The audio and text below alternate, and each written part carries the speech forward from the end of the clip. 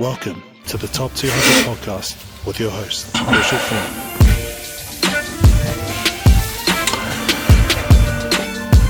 Alright, what's up everybody? As my cousin said in the voiceover, my name's Herschel Fruin and I run High School Top 200. And it's just me, it's not like a team. Like I know a lot of you guys ask me, can you get your team to do this and your team to do that? My team is me.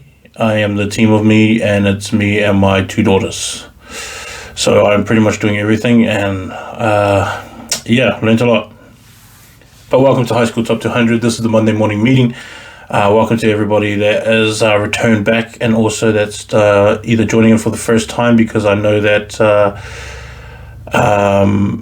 some of you guys have just heard of this because your son now plays first leading in rugby, and they said, hey, there's this place where you can go and get all your information from. And he's this big Samoan fella. And if you're new to this, like and subscribe. Share it with all your friends and family and stuff like that as well.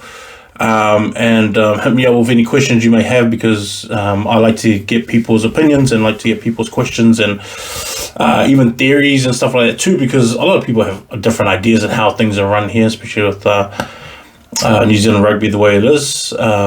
People got different ideas of sort of the structure or maybe the direction in which it's going in, because people think and have this idea that New Zealand rugby is going down, which is not true, but it is getting smaller. It's not going down, but it's getting smaller. Talent level is still there, 100% talent level is still there. It's been a pretty cool week getting back to games, getting back to the first week of rankings for everybody. And as always, with the first week, and it not being pre-season, I get to see a lot of guys in true form of attack mode. Watching those games from the transit competition down in Wellington, or the Wellington half Super 8 kind of competition. Seeing those, the teams come together and obviously a dominant,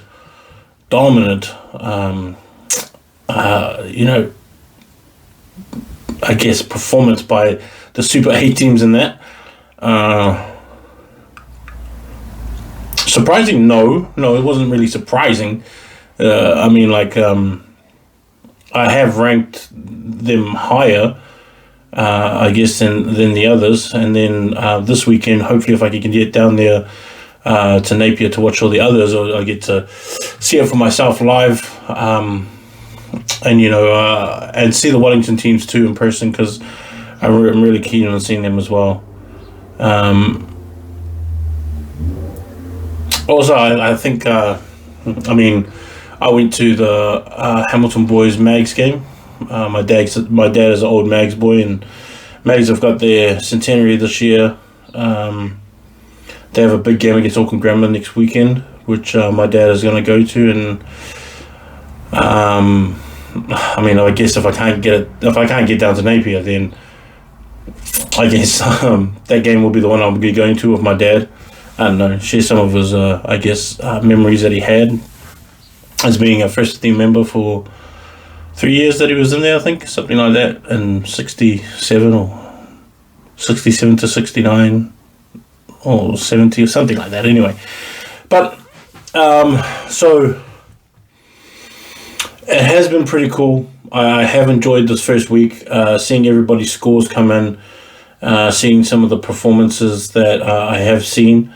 I'm pretty happy and pretty confident in all the picks that I've made there. And not all of them are right. Not all of them are solid like I thought they would be. Obviously, there's some players that I really was hoping would really pop off the field and stand out, but they didn't. But it's only the first week. Top 200 changes every 2 weeks. So does the year 12s and year 11s, and schools change every week. So today, whether I've put it up or not, you will see the new rankings of the schools. Obviously, Rotorua Boys stays because they won their game. I don't think there were too many big upsets. St. Thomas is probably the biggest upset over St. Bede's. which is not really like a surprising one.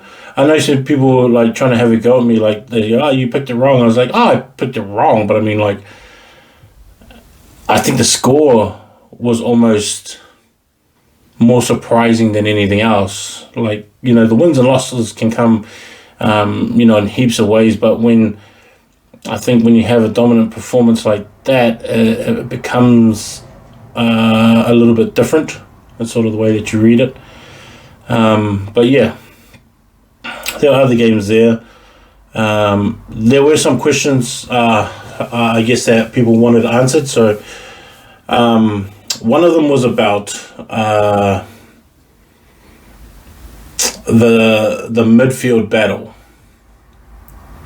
And then the reason why I was asked is because of how many good midfielders we have in the country. And so when it comes down to New Zealand secondary schools does not go by who the best players are. They go by who the best players are for the system that they want to play. Now, I always have like a big problem with this, because to me, I think it's like, well, how about you just choose the best players and then you can form a game plan around the best players that are there and all the players that are there. And surely they'll be able to do it. But that's not the way that it's done in New Zealand. They pick sort of the game plan that they want to play. Then they say, find the players that fit these. And for all the positions that they pick, they go, fit the player that we want them to do this. So they may not be the best player, but they're just the best player for that, for their game plan. Sucks, I know, because you may have the best player on your team for that position. They go, oh, but we want him to do this, and he doesn't do it better than that guy. But up to them. So the question was like, with all the midfielders that we have in the country, who is going to be in that midfield this year? And obviously for my number one, I have Francis Manulelua there as from King's College. He's my number one player, and he also made New Zealand secondary schools last year. And his Warriors connection, which was another question that sort of came along with it, was like, I think he can still play for New Zealand secondary schools as well, even under a Warriors contract. And I don't know the details from all of that, and I don't know specifically what it allows him to be able to do or not do, but they chose him last year, so I don't see why they're going to not choose him this year. Also, I guess, because back in the days, they never used to let you sign with a league club and then also be able to be picked for the New Zealand secondary schools or New Zealand Barbarians. You sort of had to sign with New Zealand Rugby even before you were selected, just to sort of, I guess, get your commitment. But it has changed in the past, because I know that some boys that have played have just gone over to league straight after they got selected for New Zealand secondary schools, that kind of stuff. And that's fine. And I think with Francis, it's kind of the same kind of deal. I know that there's been some murmurs on the league side saying that, just talking some mess about him, but it's not true. It's just like one of those things where it's like, I think the league, that you've kind of lost him and you're just trying to make yourself feel better in some way, but it's not true. Francis can flip and rip up in any game that he wants to be honest. And just the way that he does it is just... it's not the norm, and it's not the norm because you expect him to just run through players. Well, that's not really his game. Like, his game is a lot more tactical than that, and a lot more strategic in the way that he does it. I mean, like, physically he could just run through tackles. Physically he can take it himself, but if you see his short game, in terms of like his short kicking game, and they're like different types of kicks. They're not really just grab a head and just to make them turn around. He does sort of side ones and a little chip over the tops and kicks down into the deep corner and knows how fast his wingers are, so he knows that they're going to go get it. Like, things like that. That's how good he is. Good cutout passes, all that kind of stuff. And he does it from second five. He doesn't do it from first five. So it's like, it adds that little kind of, different dynamic in terms of how you want to play somebody in a certain position, especially someone like him. So the question was asked, like, who's going to be joining him in the midfield? Now, when you look at it, I mean, like, you could go, even as you're listening to this, you could probably go into the top 200 rankings and go and pretty much just pick out all the midfields, right? So The next one down will be Te Hamana Teotu, who's from Rotorua Boys, and he plays centre. You also got Aki Tuivailala, who's from Hamilton Boys, and yesterday he just killed it against Mags. Siale Whaiamani is another one that's from St. Peter's College in Auckland. He's another one that's a centre, and he's just physically strong. His matchup with Te Hamana playing a few weeks ago was pretty good to actually watch, and seeing how they went back and forth at each other and sort of the different ways in which they played the position. The other one is Xavier Taele, is another one from St. Kitts, and then you might as well chuck Dickie Terepo in there as well, because he's also another one that's in contention as a second 5. Cody Vai from St. Peter's Cambridge is one. Yeti Campbell, who killed it against Palmy Boys on Saturday, and you should have seen how many breaks that guy made, and then how much tackles. Like, if I had him on my NRL fantasy team, breaking all those tackles and breaking the line, like, I would, he would have been one of those guys that had like 60-something points by the end of the game. That's how much production he had within, and he's the main kicker on that team too. So he's just one of those guys, kind of like Francis, who can do anything. Yeti Campbell, on the other hand, is also a young year 13, who can also come back next year. He won't, because it's hard to come back to a private school for another year. It's like, to pay all that money. It's like, oh no. I mean, like, if I was another school, I'd be like, come over here. If you don't want to go back to, Scots, and you want to go back to school as well, I'll tell them, hey, come to my school. If you're like a public school, I'd be like, yeah, of course, especially if he doesn't want to go out and wants to stay for another year, maybe get some more credits or go a different route in education, stuff like that. Like, yeah, I'll take him in there. Tane Harvey was another one from Palmy Boys, who, when I saw against Auckland Grammar, was pretty much unstoppable in the way that he played. Too strong, too much moves, really good fend. Patient as when he attacks. He doesn't sort of just full bore at defenders and things like that, and doesn't really waste any kind of energy playing around with footwork or anything like that. He's really, really committed to what he does and never hesitates in sort of that way, which is really cool to watch. Also, who are the other ones? Josh Fanga and Jack Timmy from down in John Paul McGlashan is another one. Those two, as well as second 5 and centre, probably like another one who's probably is most likely top 5 in New Zealand in terms of midfield pairings. Josh Fanga and Jack Timmy, when they're on form, I think it's one of those things where you kind of just give them the ball and don't really do any kind of guidance or anything like that. It's kind of just let them do what they do, and sort of the unspoken communication they have, and being able to anticipate each other's movements and the way that they play, and like all that kind of stuff is cool to watch. And they do a lot of that kind of stuff where they can just read each other in the way that they either cut in and behind, or sort of skip past and double around, all that kind of stuff. They're just great at that. Emmanuel Solomon is another one from Silverstream at second 5. Obviously, he's a number 8 that's moved into second 5, and I mean, it kind of depends as well of like where he's going to go to after this, in terms of what he's going to do when he plays club, what he's going to do when he plays Hurricanes in the 20s, and where he wants to move in terms of position, or if he goes back to number 8. But right now, I mean, like he could actually go to league, and with that ball skills and ball movement that he has, be so difficult for them to stop, and being able to create off a prop. Because I mean, if I was him, I'd move him into prop in league and just have him as a ball playing prop, and just flip him, cause all types of problems, like. And then, because even when he decides to tuck and run, he's so hard to bring down too, which was like another thing I loved about his games, that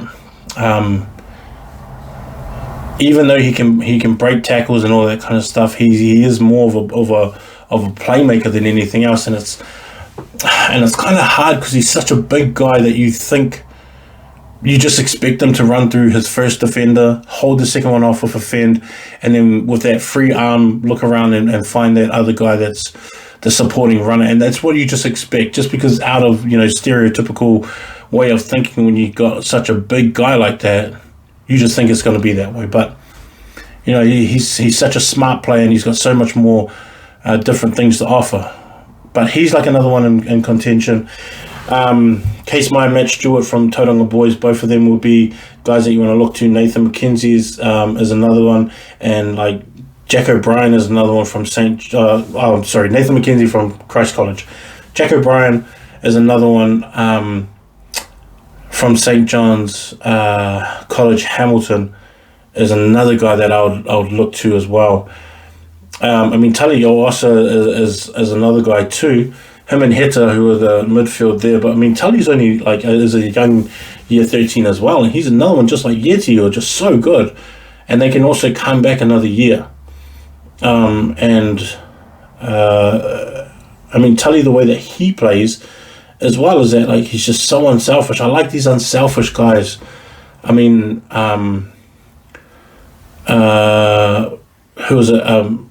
Kalis Paul Patuku from Hamilton Boys, who's a year 12, he's second 5. Him and Wesley are the other kind of guys as well. Wesley from St. John's, who are just unselfish players and just let the ball go and let the ball travel to where it needs to be, and then get it there to beat space and beat time and just let the guys make plays just off instinct. And those guys are so talented, and part of their talent is also just letting, not stopping momentum. That's another thing that a lot of guys struggle with. Now, through all these names, a good, 12 names, one of them can only join Francis, which gives you the other question of who's going on the wing?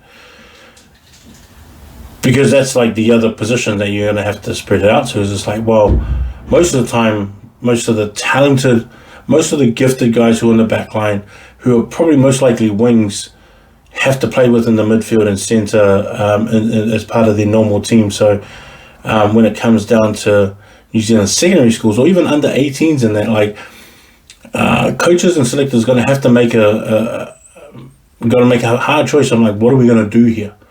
How are we supposed to get all these players into those spots and not leave anyone off? Because even Regan Arson as well from Matamata College, who's another guy that is, I hope, is looked at once he gets to under 18s, and even though he's playing at centre right now, he's more of a fullback wing, and he gets those opportunities too. But looking at the midfield this year, there's too many players that are just so good. I know Te Hamana can play wing. I know Aki can play wing. I know Cody Vai can play wing. Tane Harvey and Josh Whanga also can play wing, as well as Dickie Tiripo can also play wing too.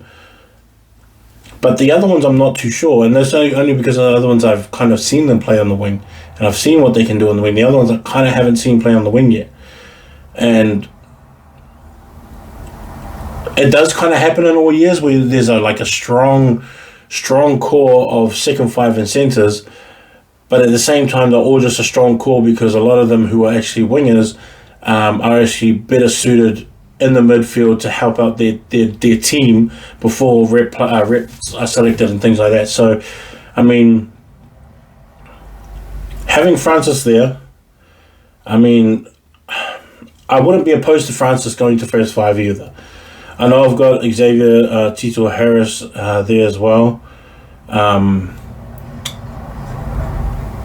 I know that what's his name, Almore from Rotorua Boys is also in there too, and I guess I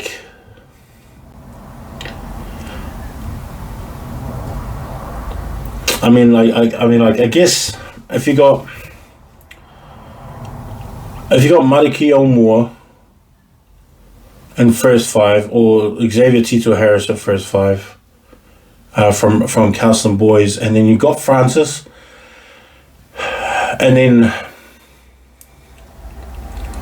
I think if it was me choosing right now, I would go Francis I'll go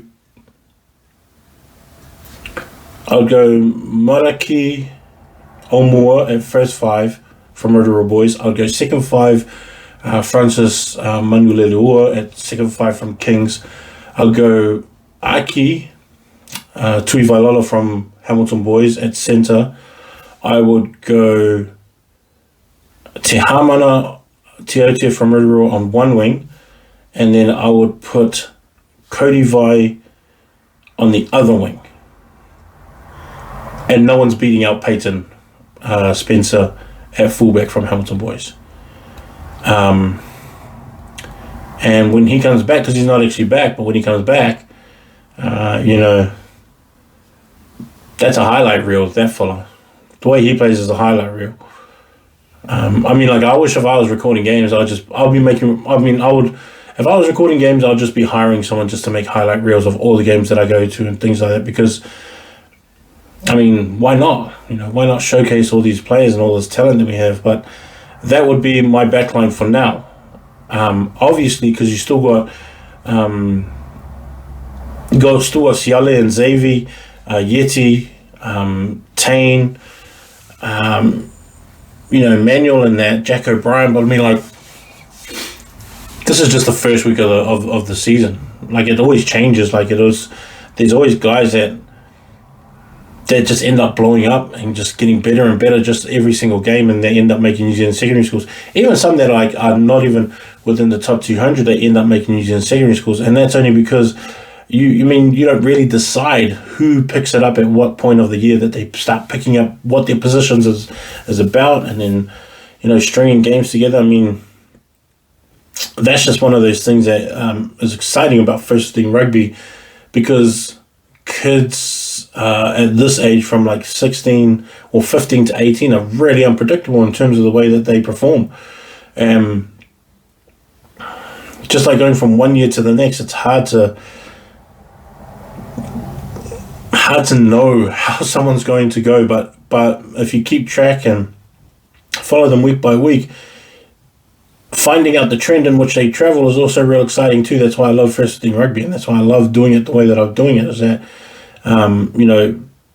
first the rankings are just a gauge for everybody. Our rankings is just there to give you a perspective, give you something to argue against, give you something to debate about, give you something as a goal set to get to, and is also a chance for you to meet players at this level before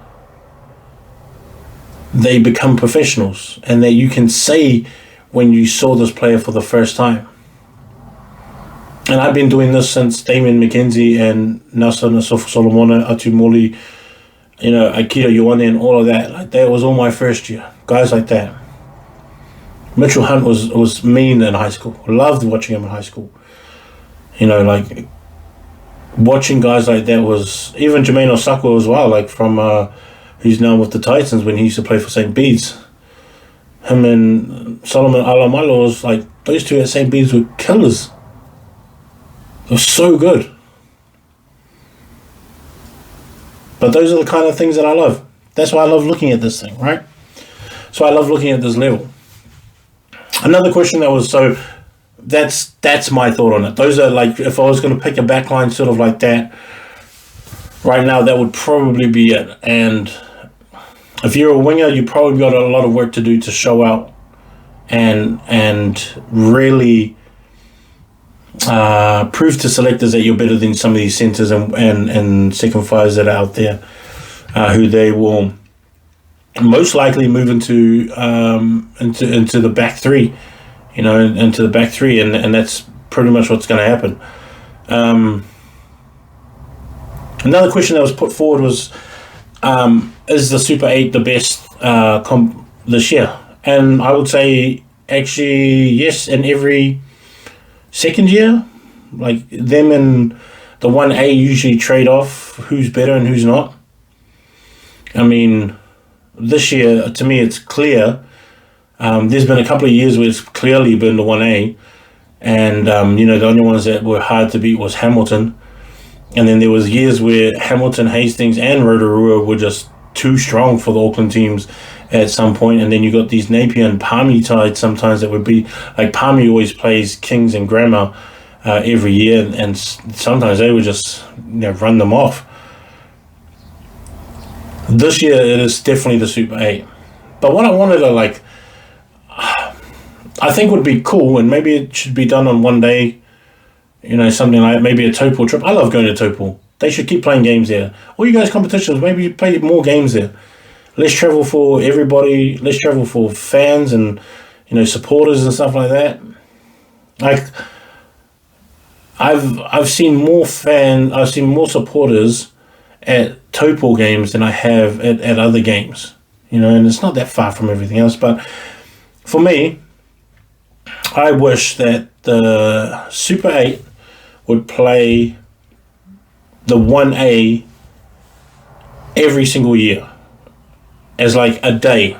So the top Super 8 team and the top 1A team play together, play against each other, and the number 2s play number 3s, 4s, 5s, 6, 7, 8, and all that kind of stuff. So we can get like this big crossover of competition, so you can get like a good gauge, like you can get good games from that, like they all play each other for the most part in preseason anyway. Like you really do, like a lot of them, like Sacred Heart's already played Hastings. They've already played Napier. Most of the time they played Tauranga. I think I'm not too sure if they played this year, but they usually play Tauranga. Tauranga usually play Sacred Heart, Grammar. New Plymouth play St. Ken's and Auckland Grammar every single year, or for most years. Hamilton just played Mags. Mags should probably play more teams. Kelston always go to Hastings. And they do vice versa. Gisborne always play Kelston. They got a traditional with Sacred Heart and St. Peter's. And so, I wish they would, do more of that. Maybe, and I wish it would just be all on one day and just have like a one-day thing, and just have heaps of supporters come and show up and just have a versus between those two. That would be pretty cool to watch. Who had the worst outing this week? I guess for me, the worst outing, St. Bede's wasn't a good one. That was probably one that I didn't really like that much. I've only seen bits and pieces. I haven't really seen the whole game, but the bits and pieces wasn't too sharp, not what I really expected, not how they've actually been playing within the preseason. They've actually been really, really good. And so, I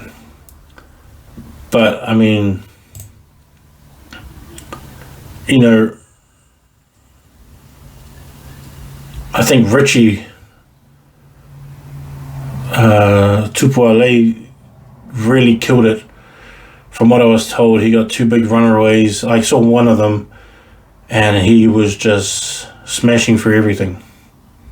Played at number 8 too, and he's a prop. But he played at number 8, and he was just running through everybody. He's probably a big reason why. He's been playing league this preseason, and so obviously his fitness and his explosiveness is all going to be there too. So that's probably why. But I think that was probably one of the games that I didn't expect it to be that one-sided in terms of score lines.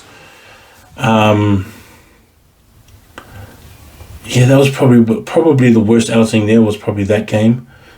I think the worst outing in terms of a moment was Palmy and Francis Douglas. Palmy and Francis Douglas and the Huckers almost had a fight right at the beginning of the game, which was which is, I mean, it is always silly. I can get it. I mean, like, we used to almost have fights with Teote and Wesley right at the beginning of the games. You know, your adrenaline is too much with that, you know, with your huckers going on and all that kind of stuff. But I mean,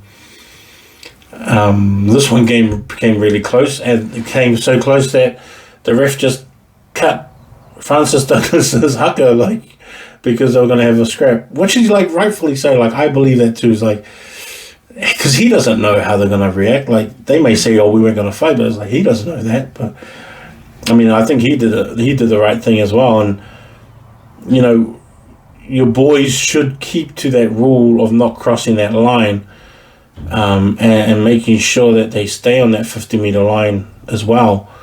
You know, and that's not like a negotiation kind of thing, because you just don't want to start off a game like that, you know, with a fight. It's just ruins it. Huckers are great, but losing your cool like that is not. And like, I know people are like, "Oh yeah, but you got to be able to control." It's like, shut up, you can't even control yours. It's like, you can't control yours when, like, your kid drops something and you're just like, "Why the hell did you drop it?" So calm down. One game I didn't like, and I don't know how they do the Wellington Premiership grading games, but having that Whited Upper and Rongotai game, I mean, it's great for me because, you know, like, I get to see, I guess, how good both of those teams are. But Whited Upper have, like, a really good team. You know, they have a lot of guys coming back. I thought they should have played maybe like a lower team. I'm not too sure how, and like I said, I don't know how they do it or how they structure the games together and why they do it the way they do it. But I mean, Whited Up, I think, can get into that top division and beat some of those big sides. And it's actually going to be a lot closer in that Wellington Premiership game, because I mean, Rongotai and Whited Upper finished 26-17.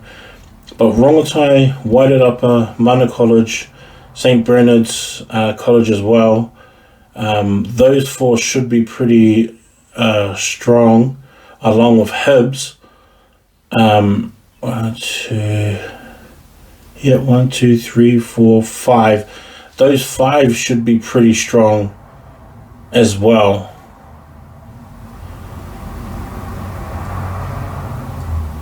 And they should all, I think all of them should be up in that Premiership, but I think they only take 8, with already the 2 St. Pat's, Silverstream Town, Wellington, and Scots College.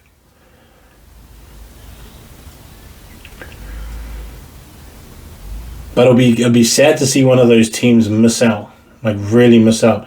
Like, Hibs won 43-10 over Aotea, who I actually really like. Aotea College, a team that they have, and they've got a lot of good young boys that are part of their under-15s, and I hope those boys stay together and have that just a full 2 years of training in that first 15, because that Aotea team, maybe not next year, but the year after, are going to be really, really strong if they all stay together and sort of have that goal of being really, really good in that Premiership.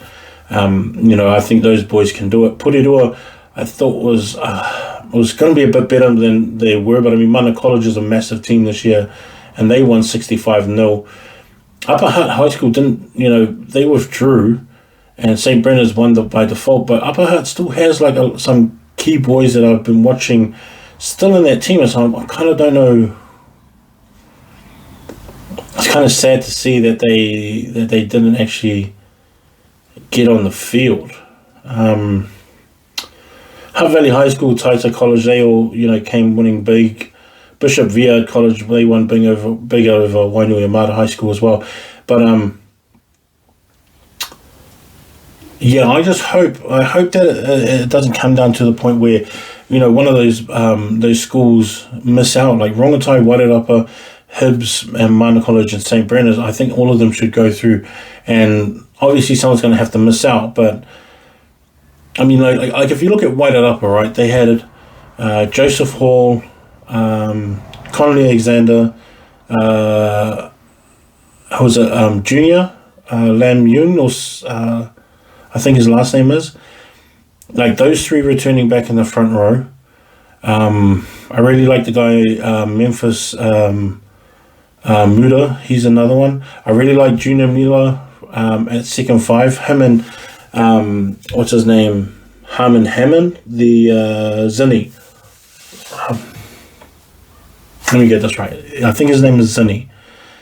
But all those guys in that team, here we go. Max Donaldson is another one, the number 8. Fletcher Craig is the other. Cyrus Wilson at lock, and I think having Joseph Hall, Connolly Alexander, Lipa Yun, Cyrus Wilson, Memphis Muda.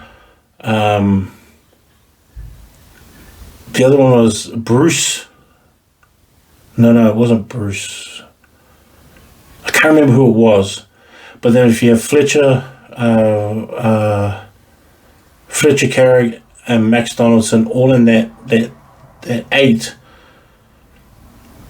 to me they can take on those other guys. And that 26-17 against Rongotai is not a mistake, and they're only going to get better. But again, like, are they going to get the opportunity?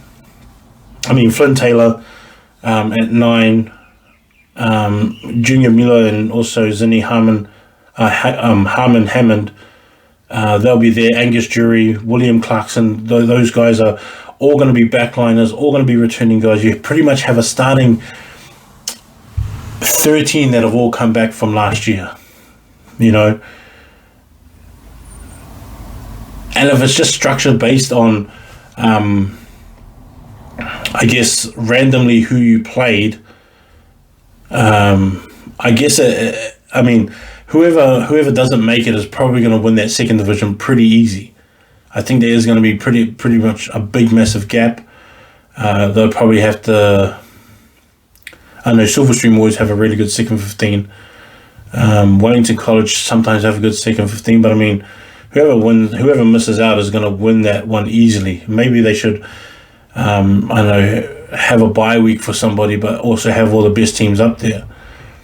I mean, I don't know why they don't just evaluate it in that way. It's like, well, if you guys do the study kind of like how I do as well, and just figure out who everyone's coming back and going, well, judging of what I saw last year and who's coming back, this team looks like a premier top team, Judging from somebody's under 15s and all those guys that are coming up, looks like they may be a year out. How will we hold them in the seconds, get them, and then all about developing those players and getting them up there by the time that they're. And I mean, I think it just makes for better competition. I mean, I understand that everyone's trying to get as much teams to play, but when you try and do that, then you sort of force kids to play rugby, and then halfway through the year, they're just like, stuff this. Because I've been forced to play, they don't really have a good team, and then they're like, I'm not turning up on Saturday for this to get beat by 70 points every single week. It's like, nah. And parents don't want to waste their time as well and trying to be supportive. It's like, oh, yeah, son. Yeah. And then they're like going down by 40 points and like, it's better than last week's 50 points that we lost by. It's like, yeah, we're getting better. And all that kind of stuff. People say it's like, it's just a game, it's there to support. It's like, well, that kid still doesn't feel good in the car when he's driving home and they got smoked. But that's what you're going to get by the team that doesn't make it in that first division. So I think they should do something with it. Do something about it just to make it a little bit better. But we'll see about next week's games. So, I'll see who the matchups are in next week's games. Taita College did really good. That Paraparumu Nainai College was really close, 29-19. So that's one of those ones that I kind of like. Those kind of games that are like real tight. Still trying to get a hold of that Rotorua-Wesley game. Like Rotorua, being the number 1 team in the country, and this is their first time they've actually put them at number 1 in the country, even to start off a season. I think they just have one of the most deadliest backlines, and as a whole, I think Hamilton boys match up. I think Hastings boys match up. And this is just backlines. I think Kelston and St. Kitts can match up. But it's whether you do it, if you can do it for that long, you know. I think it's whether you can do it for that long. Southland boys have a really good backline as well, but I don't know for how long throughout the game that they can match up for. You know, if Caleb Williams and what's his name, Jerome, he's another one that's in that backline. You know, all these guys in Southland, and like Southland is probably the best team from down south. And there was a question that was asked too, is it's like how big is that gap between, you know, the North Island and South Island teams this year? And judging from pre-seasons, pretty big. It's a pretty big gap. Southland boys was the only one that really matched up really well against North Island teams and strong North Island teams like King's College. So, you know, I mean, they beat Christchurch boys. Christchurch boys beat Kings, and so it's pretty safe to say that they can do the same. Jerome Buckley is the guy that I was thinking of. Caleb Williams, Jerome Buckley, Richie.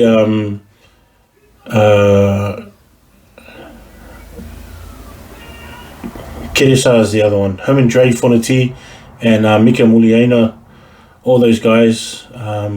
Kaseki Fafita, Tim Nicholson, and all these guys are, I mean, in that backline, there's 3-year 12s and a year 11, so they're going to be back next year too. And even on the bench too, they're pretty young as well.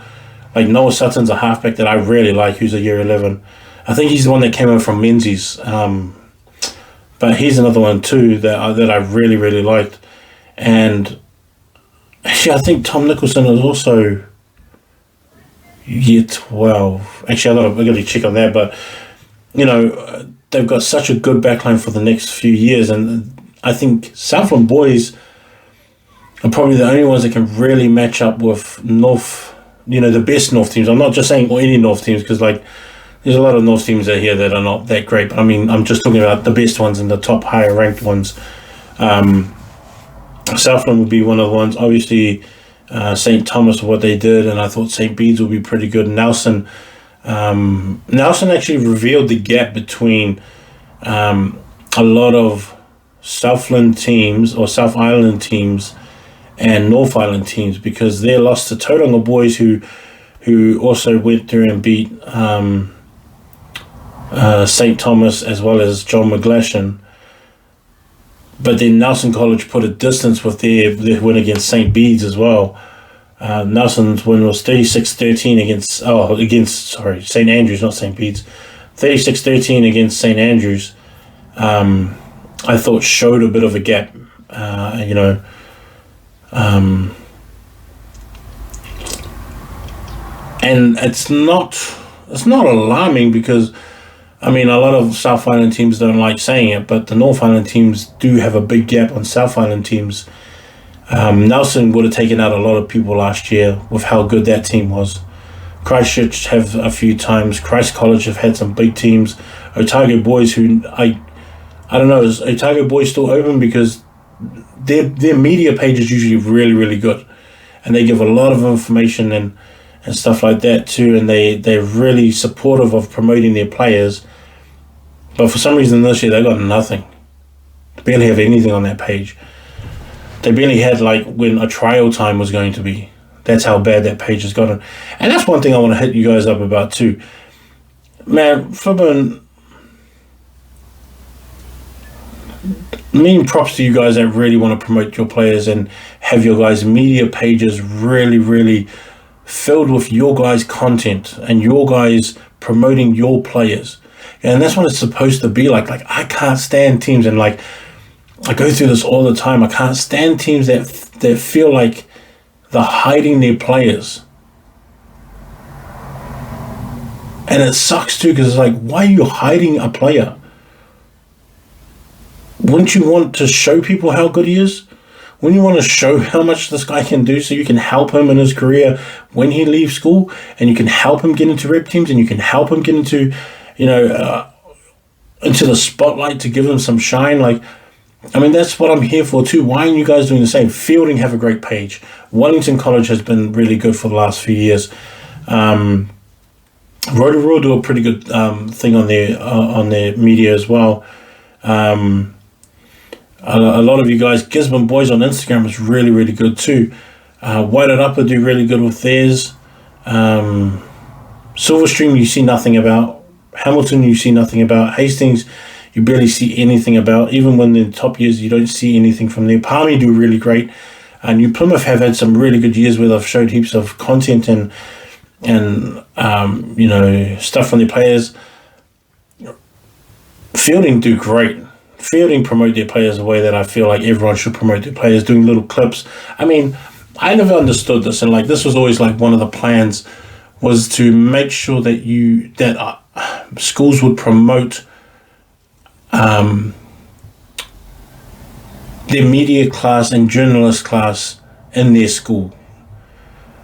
Guys that want to be part of broadcasting, guys, students that want to be a part, become journalists and become, reporters, content creators. Why aren't they getting these students in the schools to do that for the school? And I'm not talking just for rugby, I'm talking for all sports and for all events. Why aren't they why isn't the school giving equipment to the kids to say, go along to this game, do some highlights, fill up our thing? Because, I mean, the more content you put out about your school also goes into the fact that when parents look for high schools to send their kids to, they're going to go to Facebook and Instagram just to see what the school is like. They don't go to school pages anymore. And they don't go search them out. They just search them out when they want to apply. But most of it's done by either, my kid used to go there before, or they go and look on Facebook and on Instagram to see what the school actually offers and does. Now, if you're not promoting your pages and your school like that through your media pages, then it's like, what's the point? Calston do a great job of that through all of their stuff, like even their sciences stuff that they have. All the guys that get awards, they post it up on their Facebook page. They share it around. There's like a strong community behind them, and it's sometimes it's got nothing to, like, they've got like drama awards that they have. They've got science stuff that they have. They've got agricultural stuff that I've seen on there. They've got guys that have gone into the Navy and the Air Force and the Army. All these guys, and they're like really promoting what they do. I was like, man, I don't know why schools don't do this. And like most of the time, and I don't want to get angry at them all the time because I feel like I'm always taking them, but it's these old fellas. There have been old heads at the top that just don't understand media. It's just like, bro, do you guys not talk to your grandkids? Because that's how everything is consumed, is on your phone, on your tablet, through all these social media pages. That's how you should be promoting your schools. And I feel like that sometimes principals with old ideas, board members with old ideas, don't want to do it that way just because they don't know how it works. They don't understand, and they don't want to take the time to understand how that is working, how that's going to work for your school and your program. I feel like it's like a really big waste of a tool that schools are not taking advantage of. Now, if you're a kid out there and you're looking for a school to go to, like just for rugby, let's just take rugby because there's a rugby page. If you went and looked at Fielding and looked at all the promotion that they did, then you looked at Hastings Boys, just judging from that, you would want to go to Fielding. Because they got clips of almost all the players on the team. They've got highlights from all the games that they have. They got write-ups for the boys. They got curriculum that they have for these boys in terms of agriculture and how they help out. And it just shows a lot of their things. Like even with Hamilton Boys, if Hamilton and Hastings did not have the reputation that they had, judging on social media, like that's what is going to attract your kid from going to those schools. I don't know why they don't do it, but they need to start doing stuff like that because it's there for the kids. Like it's there to help the kids. It's there to give them something to be wowed at, just to see their name on a team list, on awards, even weekly awards and stuff like that. It's like, man, put that stuff up online so we can see that stuff. Who's academically strong? Who's, Palmy does a good one with like guys that are leaving schools because they got apprenticeships that they've earned through school, and they've left school at year 12 and they go, hey, this guy's just got a mean apprenticeship. It's like, cool, yeah, show that stuff. Show that you can achieve those things through your page. And the other, it's like, man, I gotta stop talking about that kind of stuff, because when it comes to like, you know, the old heads at the top and like their unwillingness and I guess their pride for just to want to change and just understand what else is going on just annoys me so much. I mean, it just, and I mean, like, yeah, there's like obviously a lot of personal stuff in it, because I'm part of that problem where, you know, they look at my thing and they go, oh no, this is not the way that we've done it over the years and how we're so successful. It's like, mate, you had farmers playing for the All Blacks back in the days when you were around. It's like, we don't have farmers anymore, bro. We didn't have guys missing for 8 months of the year to go and play, going from ship to ship to different countries just to, you know, play for the All Blacks. It's like, those days are done, man. It's finished. We've got better ways of doing things now. We've got professionalism in sports, guys that get paid to play sports and that, you know, be able to live their dream out. It's like, we got to play this, you know, you got to change it, man. Even this argument of club rugby, man, I've already talked about that before. It's like, club rugby is not the avenue now for it's a avenue, but it's not the avenue. I'm not saying that club rugby players can't, but I'm saying that when you're scouting for players, you don't scout through club rugby. You scout for first 15 rugby. That's why a lot of these clubs have got already high school kids that just finished last year all starting in their club teams. So yeah, because I mean, they're far ahead of everybody else, because every single year our coaches get better, our technique gets better, our structures get better, and it gets passed down and it gets taught to our kids. It's like automatically they're going to be better. It's just the way that it works. Now, today, look out for the new rankings. Obviously, there's going to be some drops. Obviously, there's going to be some, you know, changes and stuff like that to the rankings. I think the first game, Auckland Grammar and New Plymouth on Tuesday, is the one that I'll be going up there to go and watch. And then hopefully I'll be down in Napier on Saturday for those 4 games. And then the week after, I want to go see Matamata and Rotorua. I think it's down in Rotorua on a Wednesday. And that's a Moeska Cup one too. There was another one. But I'll put up the week games anyway. And if I miss games, please message me. Tell me that you guys have your game on, what day, what time, so I can put it out there.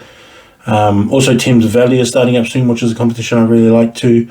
Obviously, they're not like these big time rugby programs or anything like that, but they do have a lot of good players that come out of there, and they just, you know, spread out. That's all it really is. But yeah, hit me up with some more questions. Hit me up with some more, you know, theories, things like that. Some new write-ups coming up. Look for the new changes. The top 200 will change not this coming week, but the week after. And then we'll go on from there. And then I'll let you know of all the changes from all the other rankings. All right? High school top 200. Later, Bolt.